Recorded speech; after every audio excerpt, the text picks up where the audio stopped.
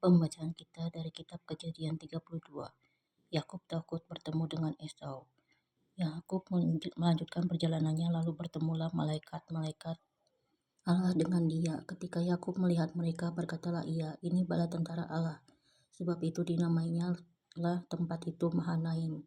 Sesudah itu Yakub menyuruh utusannya berjalan lebih dahulu mendapatkan Esau kakaknya ke tanah Seir, daerah Edom. Ia memerintahkan kepada mereka, "Beginilah kamu katakan kepada tuanku, kepada Esau, beginilah kata hambamu Yakub. Aku telah tinggal pada Laban sebagai orang asing dan diam di situ selama ini.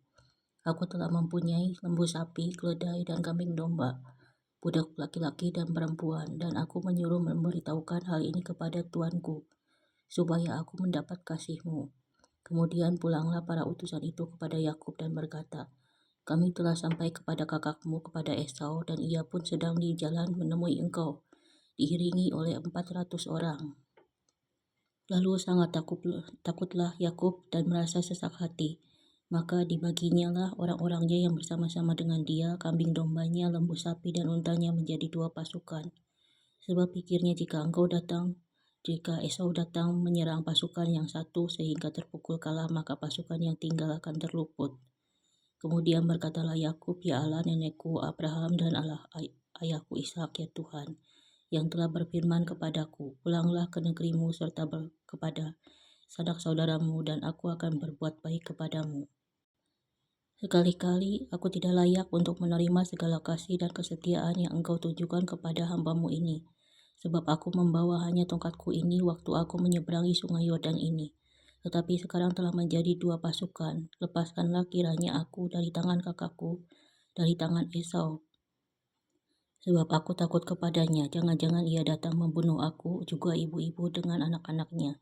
Bukankah engkau telah berfirman, tentu aku akan berbuat baik kepadamu dan menjadikan keturunanmu seperti pasir di laut, yang karena banyaknya tidak dapat dihitung." Lalu bermalamlah ia di sana pada malam itu. Kemudian diambilnyalah dari apa yang ada padanya suatu persembahan untuk Esau kakaknya, yaitu 200 kambing betina dan 20 kambing jantan,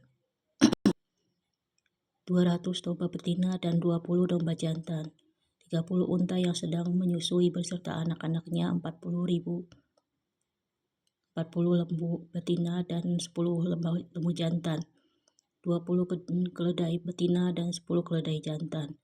Diserahkannyalah semuanya itu kepada budak-budaknya untuk dijaga, tiap-tiap kumpulan tersendiri, dan ia berkata kepada mereka, "Berjalanlah kamu lebih dahulu dan jagalah supaya ada jarak antara kumpulan yang satu dengan kumpulan yang lain."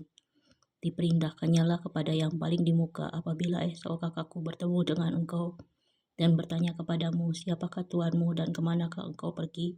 Dan milik siapakah ternak yang di depanmu itu?' Jawablah, 'Milik hambamu Yakub. Inilah persembahan yang dikirim kepada tuanku Esau, dan Yakub sendiri pun ada di belakang kami.' Begitulah diperintahkannya baik kepada yang kedua maupun pada yang ketiga, dan kepada sekalian orang yang berjalan mengiring kumpulan hewan itu, katanya, 'Seperti perkataanku tadilah kamu katakan kepada Esau apabila kamu berjumpa dengan dia, dan kamu harus mengatakan juga, hambamu Yakub sendiri ada di belakang kami.' Sebab pikir Yakub, 'Baiklah aku mendamaikan hatinya dengan persembahan yang diantarkan lebih dahulu.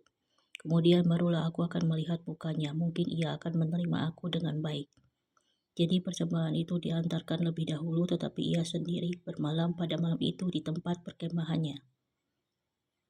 Pergumulan Yakub dengan Allah. Pada malam itu Yakub bangun, dan ia membawa kedua istrinya, kedua budaknya dan perempuan, dan ke-11 anaknya, dan menyeberang di tempat penyeberangan sungai Yabok. Sesudah ia menyeberangkan mereka, ia menyeberangkan juga segala miliknya. Lalu tinggallah Yakub seorang diri, dan seorang laki-laki bergulat dengan dia sampai fajar menyingsing. Ketika orang itu melihat bahwa ia tidak dapat mengalahkannya, ia memukul sendi pangkal paha Yakub, sehingga sendi pangkal paha itu terpelecok ketika ia bergulat dengan orang itu.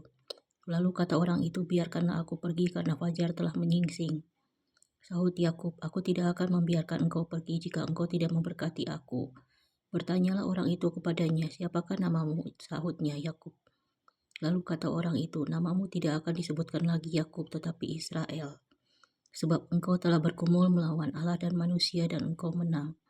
Bertanyalah Yakub, katakanlah juga namamu, tapi sahutnya, mengapa engkau menanyakan namaku? Lalu diberkatinyalah Yakub di situ. Yakub menamai tempat itu Peniel, sebab katanya, aku telah melihat Allah berhadapan muka tetapi nyawaku tertolong. Lalu tampaklah kepadanya matahari terbit ketika ia telah melewati Peniel, dan Yakub pincang karena pangkal pahanya. Itulah sebabnya sampai sekarang orang Israel tidak memakan daging yang menutupi sendi pangkal paha, karena dia telah memukul sendi pangkal paha Yakub pada otot pangkal pahanya. Kesimpulannya, ketika Yakub berhadapan dengan ketakutan terbesar terhadap Esau, ia tidak lagi mengandalkan kecerdikan lama, melainkan mengalami perjumpaan pribadi dengan Tuhan yang mengubah identitasnya dari penipu menjadi Israel, menunjukkan bahwa kemenangan sejati lahir dari pergumulan yang membawa seseorang berserah total kepada Tuhan.